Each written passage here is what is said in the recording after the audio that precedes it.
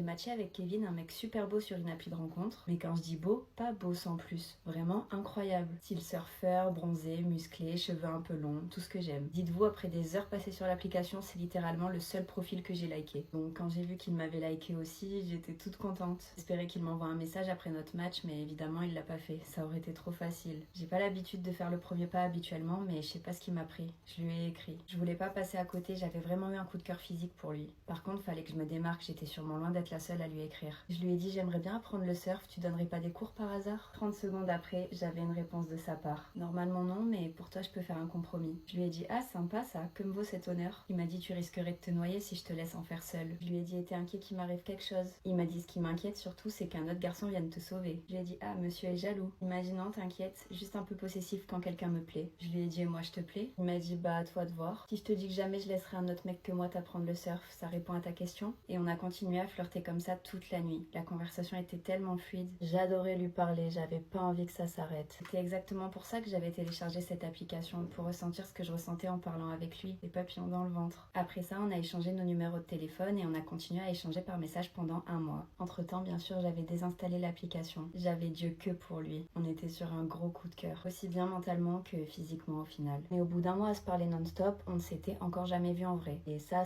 commençait un peu à me peser. Notre relation était exclusivement virtuelle alors que j'avais qu'une envie, c'était d'être dans ses bras. Le problème, c'est qu'on habitait à plus d'1 heure l'un de l'autre et que je n'ai pas le permis. La semaine, il travaillait, donc il ne pouvait pas faire le déplacement. Et le week-end, toutes les fois où je lui ai proposé qu'on se voit, il n'était pas disponible. Alors un jour, j'ai décidé de lui faire une surprise. J'ai pris un train un vendredi soir sur un coup de tête pour le rejoindre. Ça faisait un mois que je parlais à Kevin par message, mais on ne s'était jamais vu en vrai. Donc un vendredi soir, sur un coup de tête, j'ai pris un train pour le rejoindre. J'avais sa localisation, donc c'était pratique. Une fois arrivée dans sa ville, j'ai regardé où il était et je m'y suis rendue. De là, je suis arrivée devant un bar et j'étais super stressée. Je savais qu'il était à l'intérieur, mais ni avec qui il était, ni comment il allait réagir en me voyant. Donc c'était un peu délicat, j'ai mis pas mal de temps avant de me décider à rentrer. J'attendais devant la porte et au bout d'un moment, je me suis dit bon, j'ai pas fait tout ça pour rien. Ça fait un mois que j'attends de le voir, c'est le moment. J'ai pris mon courage à deux mains, j'ai ouvert la porte et je suis rentrée. Il n'y avait pas beaucoup de gens à l'intérieur, c'était sombre, l'ambiance était un peu glauque, j'étais pas très à l'aise. J'ai fait le tour du bar pour chercher Kevin, mais je ne l'ai pas trouvé. Trop bizarre, je commençais à avoir un mauvais pressentiment. Vers l'entrée, il y avait un groupe de garçons d'à peu près mon âge et une place était vide à leur table. Je me suis dit que c'était peut-être ses potes et qu'il était parti aux toilettes. J'ai donc attendu seule au comptoir, mais au bout d'un quart d'heure, toujours pas de Kevin. Et pourtant, sa localisation était toujours active et indiquait qu'il était au même endroit que moi. J'ai vu qu'un des garçons du groupe me fixait beaucoup. Il était assez étrange et c'est pas pour être méchante, mais il était vraiment laid. Il y avait deux solutions. Soit il me regardait car je lui plaisais bien, soit il me regardait parce que c'était un pote à Kevin et qu'il m'avait reconnu. J'espérais que ce soit l'option 2. Je me suis levée, je suis allée les voir et je leur ai dit excusez-moi, est-ce que vous le connaissez? En leur montrant une photo. De là, ils se sont tous regardés en rigolant et ils ont dit bah oui, c'est Kevin, pourquoi? Je leur ai dit ah ouf, vous me rassurez. Donc il existe vraiment? Ils m'ont dit bah oui, pourquoi? Je leur ai dit non pour rien, vous savez où il est? Ils m'ont dit oh sûrement avec sa mère, tu sais c'est pas facile pour lui en ce moment. Je savais pas du tout de quoi il parlait mais ça avait l'air assez sérieux. Je leur ai dit au revoir, je suis sortie et je me suis rendu compte que le bar était au rez-de-chaussée d'un immeuble. J'ai envoyé un message à Kevin et je lui ai dit c'est quand qu'on se voit? Il m'a dit je sais pas du tout, je suis désolée, c'est assez compliqué en ce moment. Je lui ai dit ah.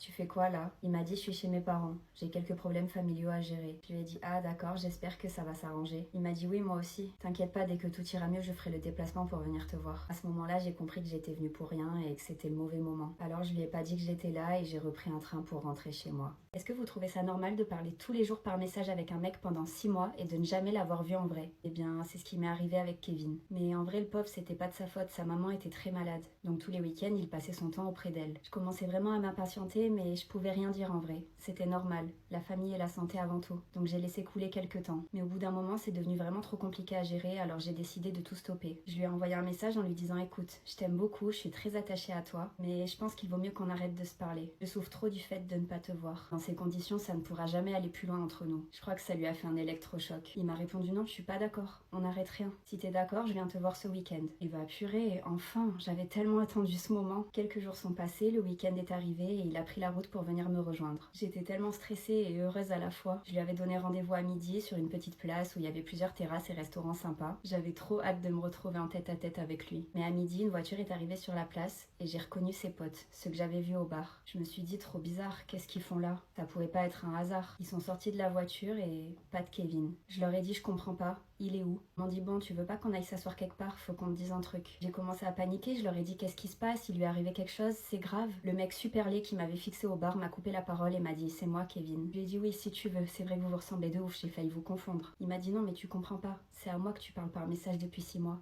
Pas à Kevin. Je lui ai dit et Kevin c'est qui alors? Il m'a dit bah un mec hyper beau gosse qui fait du volley avec nous. Au départ je pensais qu'il me faisait marcher mais au plus il parlait au plus il avait l'air sérieux. Je me suis littéralement décomposée. Je lui ai dit attends, donc là t'es en train de me dire que le vrai Kevin, celui des photos existe mais il ne connaît pas mon existence? Il m'a dit oui c'est à peu près ça mais c'est pas important, c'est à moi que tu t'es attaché après tout. Je lui ai dit pardon. Tu te moques de moi, j'espère. Il s'est approché de moi et il m'a dit j'ai tellement envie de t'embrasser. Ça fait 6 mois que j'attends ce moment. Je lui ai dit mais pas du tout en fait, tu me dégoûtes, t'as complètement craqué toi. J'ai quitté la place, je suis rentrée chez moi et je l'ai bloqué de partout. Depuis ce jour, je suis traumatisée des applications de rencontres. Et vous pouvez être sûr que plus jamais j'en téléchargerai une. Alors un conseil, faites très attention à qui vous parlez en ligne. On ne sait jamais qui peut vraiment se cacher derrière un écran.